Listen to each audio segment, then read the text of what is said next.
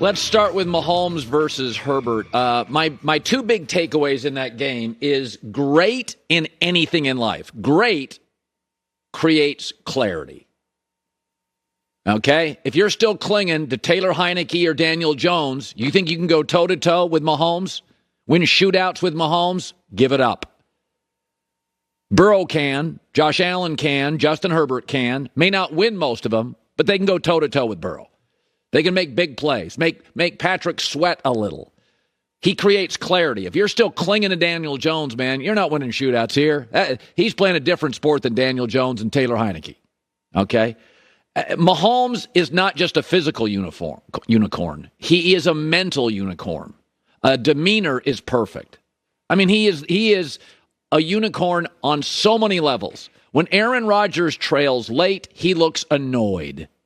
When Mahomes trails late, it's a challenge. He's salt. He binds everything together and brings the best flavor out of everything. Rebuild the O-line? No problem. Picks it up game one. Rebuild the receiving core? No problem. I'll make Tony work. Optimistic, never aloof, always engaged, willing to adapt, incredibly coachable. What can't he do?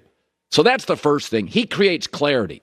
There's about 6 guys in this league that can go toe-to-toe with him and compete with him and challenge him. Herbert's one of them, and what a shock, Mahomes wins the battle, just like he's won the biggest battles with Josh Allen.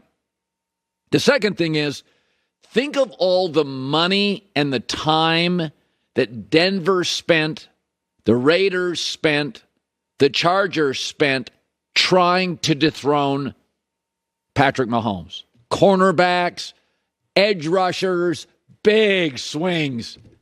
Yeah, he's still 8-2. He's the king. And that's the way it works. When you have a great all-timer, I mean, the Pistons tackled Michael Jordan for a lot of years. He got stronger, and he never looked back in the East. How many coaches did LeBron get fired in the East or Saban get fired in the SEC? Great simply overcomes. The Chargers are buying pass rushers.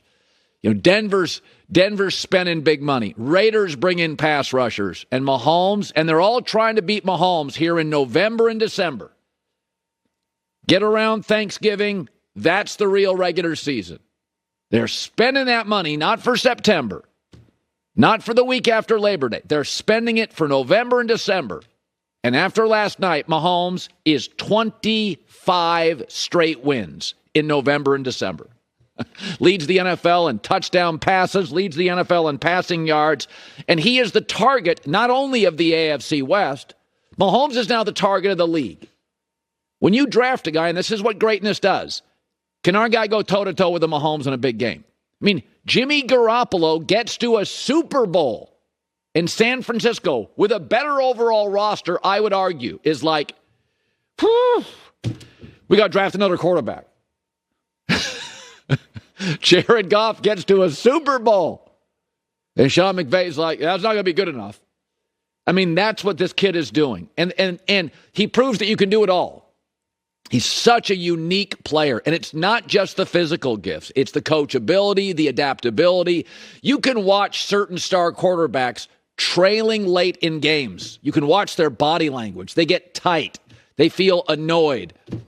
Now, Mahomes, the body language is good.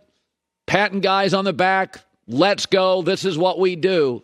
I've never seen anything quite like it. There's a little Brady. Just add a better arm, lots of mobility, and an offensive coach in Andy Reid.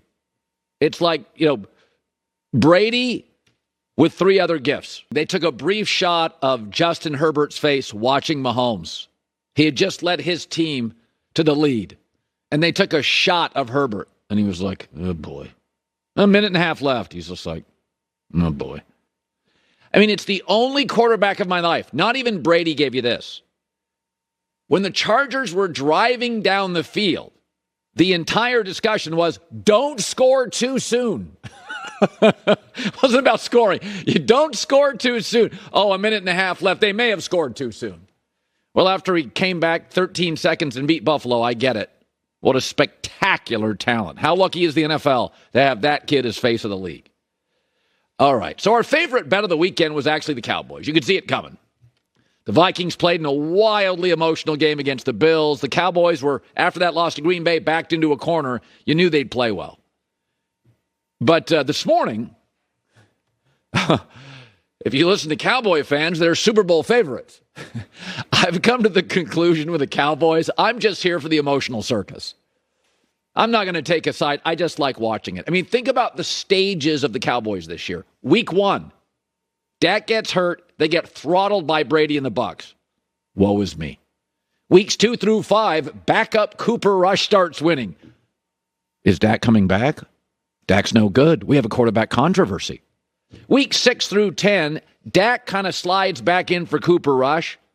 And you're like, I don't know. He's bad against Green Bay. We need to get OBJ.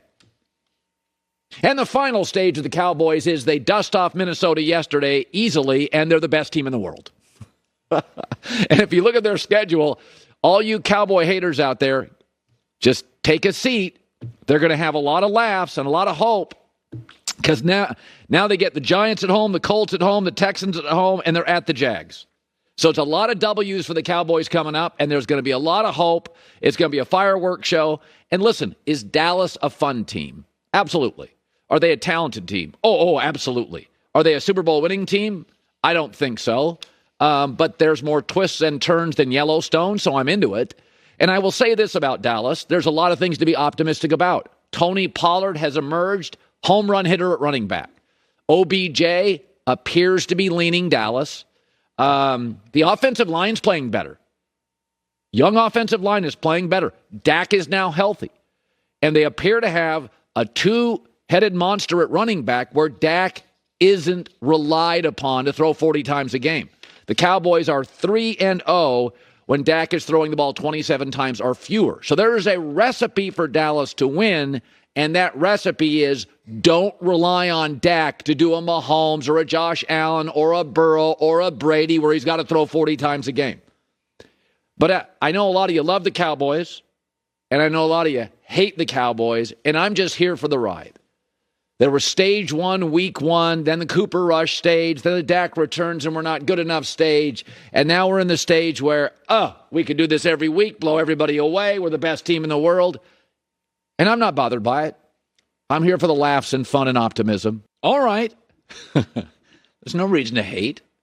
We're getting close to Thanksgiving. It's the holidays. We share food. We share love. Not everybody shares that optimism, but there's a lot of things to be happy for. The O-line's getting better. Dak wasn't sacked. He's healthy. Pollard's a home run hitter. OBJ's a lean. Defense, Micah. I mean, did we or did we not predict? J-Mac predicted, watch Micah have the play early in the game, and he did. It's fun, though, right? The stages of the Cowboys roller coaster. Hi, everybody. Thanks for watching. Subscribe here to get the latest from the show. Also, be sure to check out more of the best clips from The Herd or go watch a few segments from other shows on FS1.